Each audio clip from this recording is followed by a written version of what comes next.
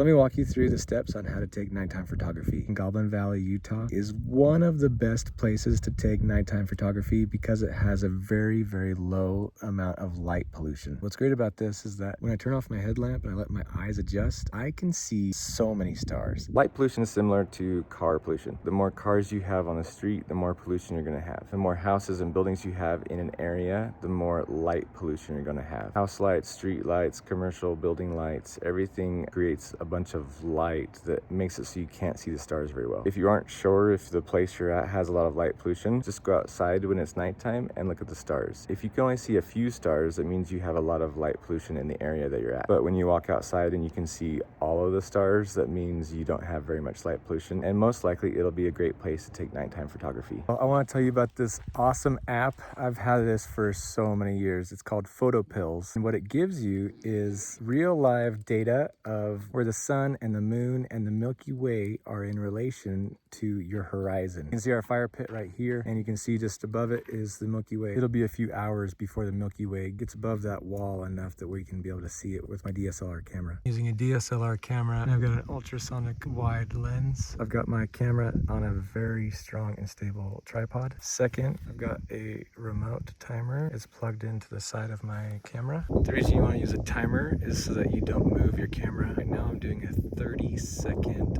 camera exposure, meaning that the lens stays open for 30 seconds, which allows it to capture as much light as possible. I'm making sure that my camera is on manual mode and that my lens is also on manual focus. Here you can see on my screen that it's in manual mode. I'm at a 30-second timer, and my f-stop or aperture is as low as it can go at 3.5. With my particular lens, 3.5 is as small as it can go. But for the best pictures, if you have anything at 2.8, then it'll be great. Another thing that you want to do is you want to disable your touch screen. When you turn off your ability to click on this screen, you can press this Q button and it'll allow you to give access to all this stuff. I can click on here and I can change my shutter speed just like that. I like to keep my ISO between 3200 and 6400. Anything more than that will show a lot of noise in your picture, and it won't be a good quality clear picture. One other thing to note is you want to make sure that your picture is in RAW format. Shooting in RAW format will give you a much larger file size. It'll give you the greatest range for your picture to work through in post-production. One of the biggest hurdles to overcome with nighttime photography is how you focus on your subject, the stars, when you can't see them very well. I'm going to show you a great tip on how to do that using a tool that's only $10. To switch between your menu screen and everything else, I'm just going to press the start button.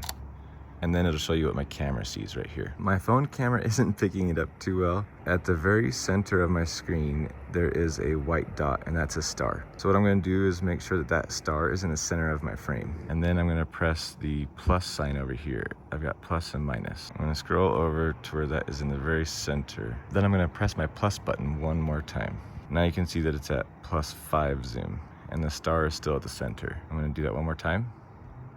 And now I'm at +10 magnification. And you can see that star is in the very center of my screen, but it's kind of blurry. I can twist this either left or right to clarify the quality of the star in the camera. And as I turn it to the left or the right, you can see that it gets blurry, goes clear. Right here, it looks the most clear that I can get it by my hand. I've got this really simple tool. This is by Carson, but you can get these anywhere. It's got 10x magnification. That's gonna help me be able to see the star better and micro adjust it so that I can get a much better focus on it. I'm just gonna use some gaff tape. I've just added the magnifying glass right here. I just have one piece of gaff tape, and then I'm just centering the magnifying glass on the star. Because gaff tape comes in such a big roll, which I don't need and I don't want to pack around, I just took maybe a foot of it and wrapped it around one of the poles on my tripod so that I can always have it on hand. Gaff tape is great because it doesn't leave a residue like duct tape will. And this tape I've had on my tripod for 6 years, and it is still tacky. Now my star is in the center of the screen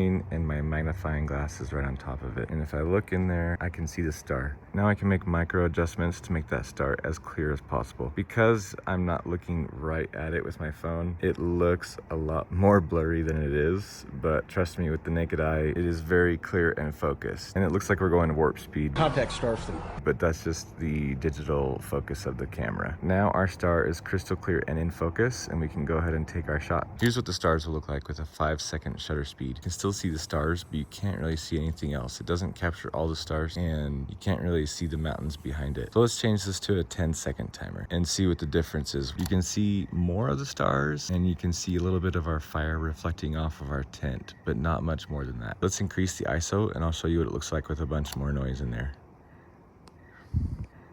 All we have to do is press the button, let it do its thing for 30 seconds. We'll see what it comes up with. With the shutter being open for 30 seconds, it takes a while for it to process the pictures. But holy cow, you can see the Milky Way right there in the center of the camera.